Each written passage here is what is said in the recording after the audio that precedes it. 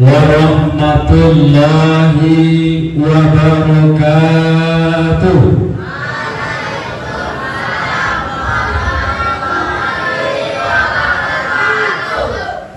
Lah beli baju rayo, kurang semangat nampaknya.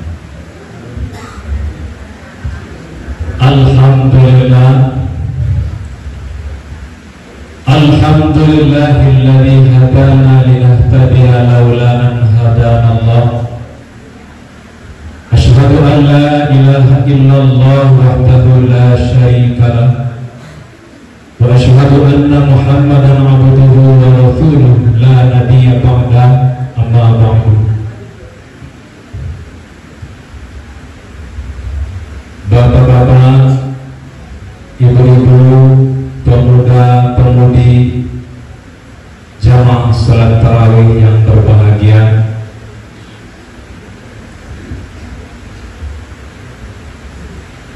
ada yang sudah kenal dengan saya,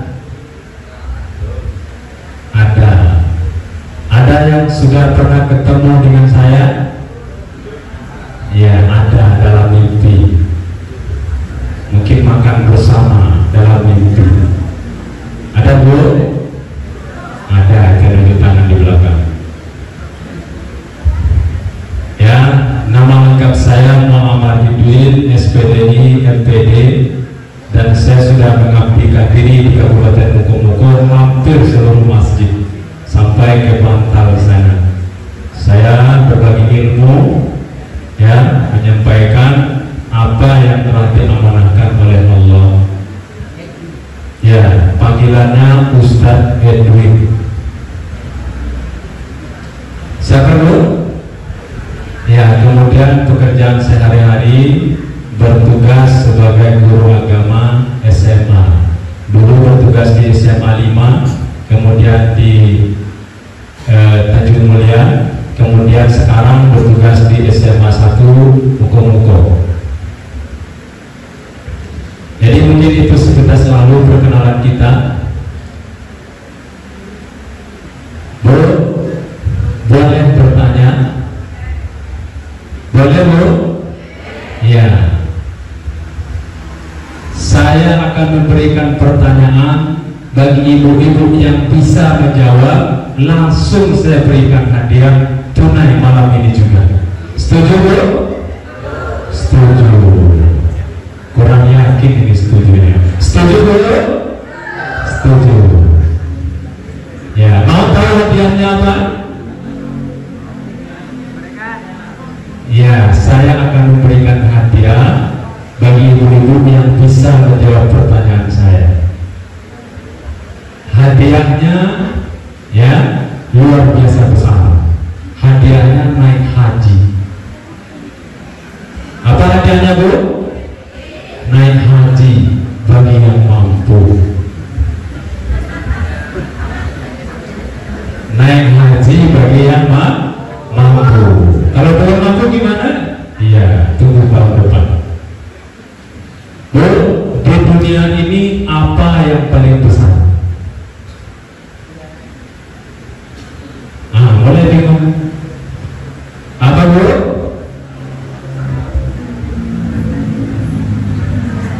Apa yang paling besar di dunia ini?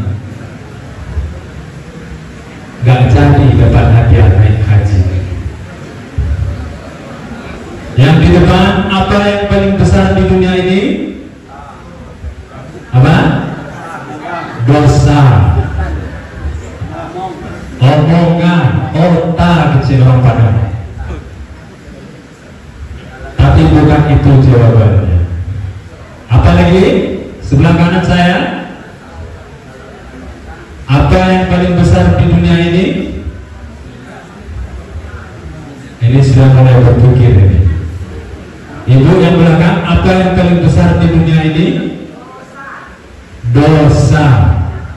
Hampir benar, tapi bukan itu jawabannya. Ada lagi?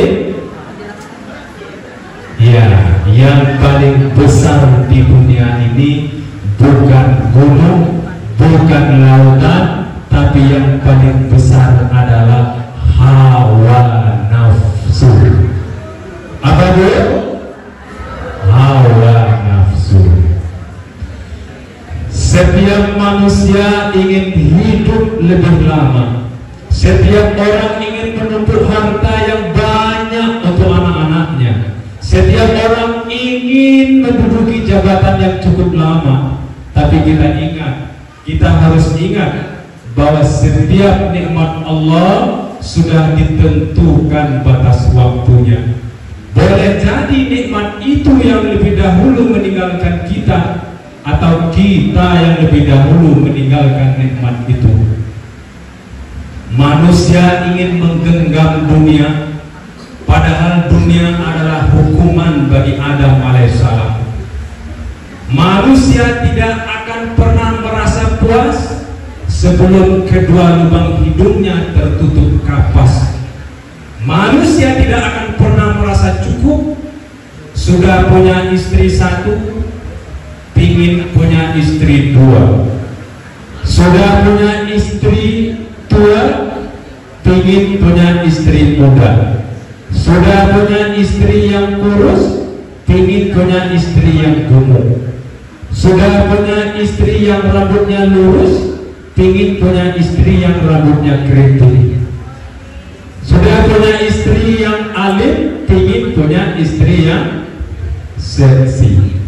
Begitu terus menerus. Sudah punya mobil Avanza, ingin punya mobil Innova. Sudah punya mobil Innova, ingin punya mobil Fortuner. Sudah punya mobil Fortuner, ingin punya mobil Alfa.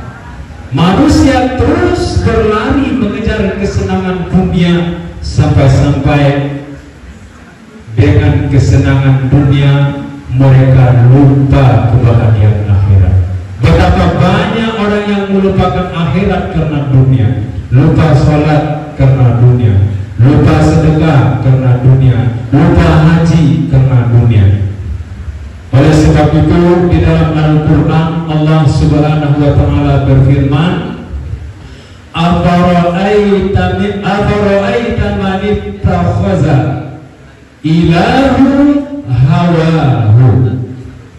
Apakah kamu tidak memperhatikan orang-orang yang menjadikan hawa nafsunya menjadi Tuhannya? Rasa takutnya kepada kemiskinan lebih besar daripada rasa takutnya kepada Allah. Rasa takutnya kekurangan harta benda lebih besar daripada rasa takutnya kepada Allah. Rasa takutnya kepada manusia lebih besar daripada rasa takutnya kepada Allah. Padahal di dalam Al-Quran selalu Allah mengingatkan kita, Ya ayyuhalladzina amanu la tulhikum amwalu awladukum an zikrillah wa man yaf'al zalika fa ulaika humul khasirun. Wahai orang-orang yang beriman, janganlah harta benda dan anak-anakmu melalaikan kamu dari mengingat Allah. Barang siapa yang berbuat demikian, maka sesungguhnya mereka itulah orang-orang yang sangat merugi. Jangan korbankan ibadah untuk mencari rezeki, tapi korbankan rezeki untuk mencari ibadah.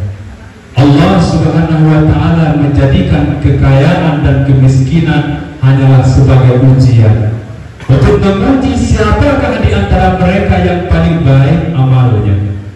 Nabi Sulaiman alaihissalam diuji oleh Allah dengan kekayaan yang melimpah, tapi tidak melalaikan beliau dari mengingat Allah. Hartanya dipergunakan untuk mengajak manusia dan jin menyembah Allah. Kalau kita bagaimana mau mengajak jin ke masjid? Mengajak diri sendiri ada sangat susah, bagaimana mau mengajak jin ke masjid? Begitu juga Nabi Ayub alaihissalam, beliau diberikan ujian yang sangat berat, ujian kemiskinan dan ujian sakit diberikan dalam waktu yang bersamaan, sehingga beliau terkapar tak berdaya. Tetapi walaupun dalam sakit yang begitu parah, beliau tidak pernah meninggalkan sholat. Dan di dalam doanya beliau tidak meminta kepada Allah agar diberikan kekayaan. Beliau tidak meminta agar diberikan kesembuhan, tetapi beliau meminta, ya Allah, berikanlah aku kekuatan agar bisa melaksanakan ibadah kepadamu. Nabi Ayub walaupun dalam sakit yang begitu parah sudah menjadi bangkai yang tak berdaya, busuknya bukan main, tapi selama 12 tahun beliau tetap melaksanakan ibadah kepada Allah dengan sempurna. Timbul pertanyaan, bagaimana dengan orang yang sehat, tenaganya kuat, main bolanya hebat, tapi tidak kuat sholat subuh? Banyak orang kuat, tapi tidak kuat mengerjakan sholat. Ma'asyiral muslimin, sidang jemaah sholat tarawih yang berbahagia, Imam Al-Ghazali pernah berkata, jika musibah membuatmu semakin dekat dengan Allah, maka itulah nikmat. Tetapi jika nikmat itu membuatmu semakin jauh dari Allah, maka itulah musibah. Terkadang kita salah memahaminya. Banyak orang miskin rajin beribadah, bahkan menjadi kekasih Allah, tapi tidak sedikit orang kaya, harta banyak, ibadah rajin, tapi tidak menjadi kekasih Allah. Kenapa? Salah satu penyebabnya adalah tidak mau membelanjakan hartanya di jalan Allah, tidak mau membantu anak yatim, tidak mau membantu orang miskin, dan tidak peduli dengan kemajuan agama. Ma'asyiral muslimin, sedang jemaah sholat tarawih yang berbahagia, jangan sampai kesibukan kita terhadap dunia membuat Allah cemburu kepada kita, karena Allah maha pencemburu. Allah cari kita di antara orang-orang yang sholat 5 waktu, tapi kita tidak ada. Allah cari kita di antara orang yang sholat tahajud, tapi kita tidak ada. Allah cari kita di antara orang yang membaca Al-Quran, tapi kita juga tidak ada. Allah cari kita di antara orang yang haji dan umroh, tapi kita juga tidak ada. Allah cari kita di antara orang yang sedekah, tapi kita juga tidak ada. Lalu Allah mau cari kita kemana lagi? Allah cari kita di antara orang yang main domino, kita selalu ada di sana. Allah cari kita di antara orang yang main TikTok, Facebook, Instagram, kita selalu ada di sana. Allah cari kita di pasar malam, kita selalu ada di sana. Allah cari kita di pasar pagi, kita selalu ada di sana. Jangan biarkan Allah cemburu karena itu semua, karena Allah sangat pencemburu. Oleh sebab itu, segunung emas diberikan kepada orang yang serakah tidak akan cukup, tetapi sepiring nasi diberikan kepada orang yang bersyukur akan cukup. Ma'asyiral muslimin, sedang jamaah sholat tarawih yang berbahagia, dengan demikian, kalau kita ingin menggapai ridha Allah, jangan menghambakan diri kepada dunia.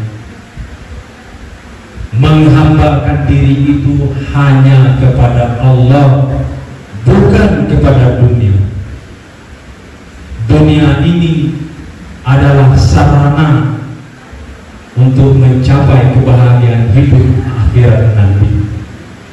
Ma'asyiral muslimin, sidang jamaah salat tarawih yang berbahagia, dengan demikian dapat kita sadari, sehebat apapun kita di dunia ini, sebanyak apapun harta yang kita miliki, maka harta yang sebenarnya yang akan menjadi milik kita adalah apa yang kita makan, kemudian kita bawa ibadah.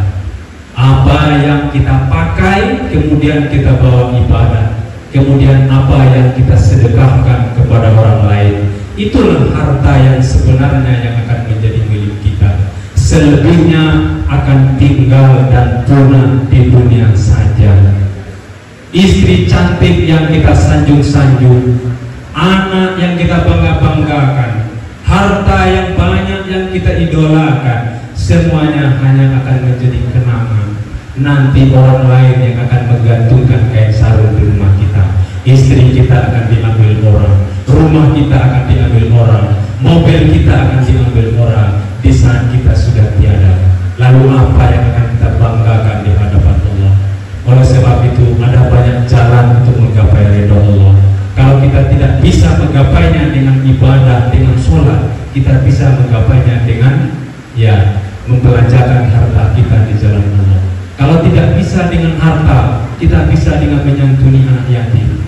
Anak-anak terlantar kita sekolahkan. Mereka yang sudah ditinggal mati oleh ibu bapaknya tentu sangat membutuhkan perhatian dan kasih sayang dari orang lain, walaupun tidak sama nilainya dengan orang tuanya. Oleh sebab itu, mudah-mudahan apa yang saya sampaikan ini bisa meningkatkan diri kita kepada Allah dan sekaligus bisa meningkatkan keimanan dan ketakwaan kita kepada Allah. Dan mudah-mudahan kita berharap kepada Allah, semoga kita semua diberikan umur yang panjang dalam ketaatan dan kebaikan. Mungkin itu yang bisa saya sampaikan pada kesempatan malam hari ini. Lebih dan kurang mohon maaf. Ilal liqa ma'assalamah wan najah. Aqulu qouli hadza astaghfiruka wa atubu ilaik. Wassalamualaikum warahmatullahi wabarakatuh.